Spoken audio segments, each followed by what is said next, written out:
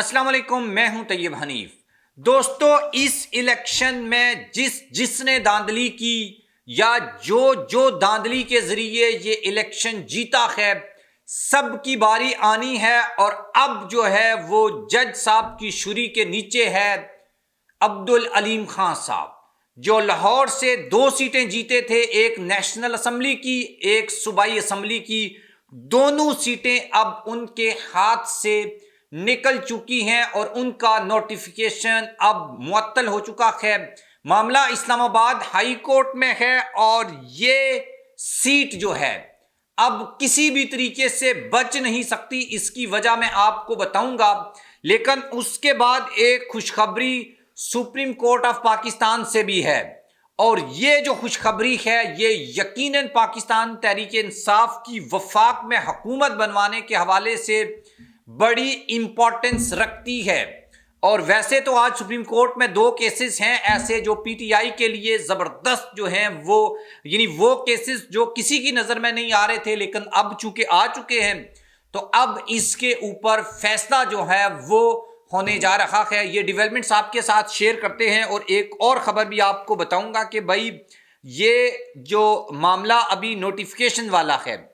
اور اسلام آباد high court نے ایک آرڈر بھی جاری کیا تھا، اور اہم ترین جو آفیسر ہے وہ اب اسلام آباد کے ایئرپورٹ کے اوپر گرفتاری کے حوالے سے بھی ایک خبر ہے، وہ بھی آپ کو بتاؤں گا۔ چینل کو سبسکرائب کر لیں، بیل آئیکن کو پریس کر لیں۔ جو لوگ ہمیں فیس بک کے اوپر دیکھتے ہیں، ویڈیو کو لائک اور شیئر ضرور کریں۔ اور وہی سوال کہ بھائی آپ کے حلقے میں کوئی دھاندلی ہوئی ہے الیکشنز کے اوپر، آپ کا کیا پوائنٹ آف ویو ہے، ضرور کومنٹ باکس میں لکھیے گا۔ سب سے پہلے تو آپ کو یہ بتائیں گے کہ بھائی اسلام آباد ہائی کورٹ اس وقت پاکستان تحریک انصاف کے لیے سب سے بڑا جو ہے وہ پلیٹ فارم بنا ہوا ہے، جہاں سے پی ٹی آئی کو ریلیف پہ ریلیف مل رہا ہے۔ اور اب یہ جو علیم خان صاحب والا معاملہ ہے، یہ بھی سپریم کورٹ میں تو دوسرا معاملہ ہے، یہ ہائی کورٹ میں بیسیکلی یہ معاملہ ہے۔ اچھا، اس کے اوپر میں آپ کو جب یہ بتاؤں گا کہ بھائی ایک تو استحکام پاکستان پارٹی کے جہانگیر ترین، وہ تو الیکشن سے فارغ ہو چکے ہیں، دونوں سیٹیں ہار گئے تھے، لیکن لاہور میں کسی نہ کسی طریقے سے علیم خان صاحب استحکام پاکستان پارٹی کے جو صدر ہیں وہ 2 سیٹیں لینے میں کامیاب ہو گئے تھے، لیکن ان کی دونوں جو سیٹیں ہیں جو انہوں نے جیتی ہیں اس کے اوپر بڑی کنٹروورسی ہے کہ بھائی ان کو بھی نواز شریف کی طرح الیکشن جو ہے وہ جتوایا گیا ہے، وہ جیتے نہیں ہیں۔ اور فارم 45 کے مطابق پی ٹی آئی کے لوگ جیت رہے ہیں، یہ علی اعجاز بھٹر صاحب ہیں، یہ جیت رہے ہیں۔ اور دوسری جو ان کی سیٹ ہے اس میں حافظ جو ذیشان ہے وہ جیت رہے ہیں، اور حافظ ذیشان صاحب وہ شخص ہیں جو جیل میں تھے، جیل سے یہ الیکشن لڑے تھے، اور ان کی ایک چھوٹی بیٹی ہے دعا۔ یہ آپ نے شاید یہ ویڈیو آپ نے دیکھی ہے یا نہیں دیکھی، آپ کی نظر سے گزری ہے یا نہیں گزری، وہ عمران خان کی اور اپنے والد کی جو پکچر ہے وہ لے کر اپنے حلقے میں وہ گھوم رہی تھی اور وہ کمپین کر رہی تھی، اور لوگ خود جا کر ان کو یہ کہہ رہے تھے کہ بھائی ہم آپ کو ووٹ دیں گے، آپ گھر چلی جائیں، آپ پریشان نہیں ہوں، آپ کے فادر جو ہیں وہ جیت جائیں گے۔ لیکن وہ جیت بھی گئے، لیکن پھر ہار بھی گئے۔ تو اس کے اوپر بات کرتے ہیں، لیکن اس سے پہلے میں یہ آپ کو بتا دوں کہ اسلام آباد ہائی کورٹ میں کیا ہوا ہے، اور دوسری سیاسی جماعتیں جو ہیں وہ کس جج کے اوپر اب اعتراض اٹھا رہی ہیں۔ اور یہ سیٹ جو ہے اس کے حوالے سے کنفرم کر دوں، یہ سیٹ پی ٹی آئی کو مل جائے گی علیم خان صاحب والی۔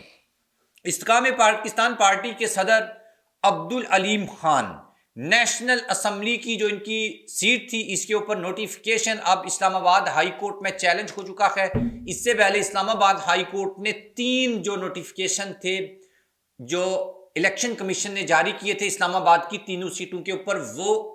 کینسل ہو چکے ہیں۔ یعنی اب یہ الیکشن کمیشن یا گورنمنٹ کے کھاتے میں یہ 3 جو ایم این اے ہیں وہ نون لیگ کے ایم این اے نہیں رہے۔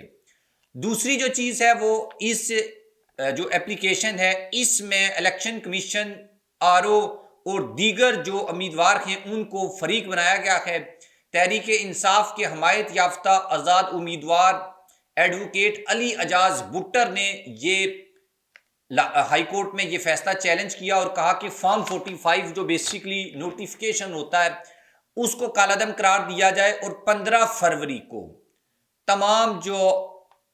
یعنی کہ سب جو امیدوار ہیں ان کی نگرانی میں یا ان کی موجودگی میں یہ ووٹ کاؤنٹنگ اور یہ فارم 45 نہیں بنایا گیا تھا. تو یہ کہہ رہے ہیں کہ تمام جو امیدوار ہیں ان کی موجودگی میں یہ رزلٹ جو ہے وہ بنایا جائے. جسٹس میاں گل حسن اورنگزیب اور جسٹس ارباب محمد طاہر یہ دو چیف جسٹس ہیں جو اس کیس کی سماعت کریں گے. اب جو جسٹس میاں گل حسن اورنگزیب ہے، میں ان کے اوپر کوئی الزام نہیں لگا رہا، نہ میں کوئی ان کی تعریف کر رہا ہوں، لیکن آپ کو انفارمیشن کے لیے یہ بات بتا رہا ہوں کہ اس سے آپ کو یہ اندازہ بھی ہو جائے گا کہ موسٹ پروبلی یہ سیٹیں جو ہے وہ پاکستان تحریک انصاف کو کیسے مل سکتی ہیں. عمران خان نے، پاکستان تحریک انصاف نے وزیر اعظم کے لیے نومینیٹ کیا ہے عمر ایوب صاحب کو، اور جسٹس میاں گل حسن اورنگزیب جو ہیں یہ عمر ایوب صاحب کے بانجے ہیں یا غالباً بتیجے ہیں، اور نون لیگ یا استقامت پاکستان پارٹی ان کے اوپر یہ الزام لگا رہی ہے کہ جو 3 سیٹیں واپس کی تھیں پی ٹی آئی کو اور پی ایم ایل این کے 3 لوگوں کے نوٹیفیکیشن کالعدم قرار دیے تھے، وہ دیے تھے جسٹس میاں گل حسن اورنگزیب صاحب نے، اور یہ عمران خان کو بھی بڑے پیمانے کے اوپر ریلیف دے چکے ہیں. اور آلموسٹ اسلام آباد ہائی کورٹ سے جتنا ریلیف عمران خان کو ملا ہے، ضمانتیں ہوئی ہیں یا اوپن ٹرائل کے اوپر، اس میں تقریباً 80% جو کیسز تھے وہ انہی جسٹس میاں گل حسن اورنگزیب صاحب کے پاس لگے تھے. تو اس لیے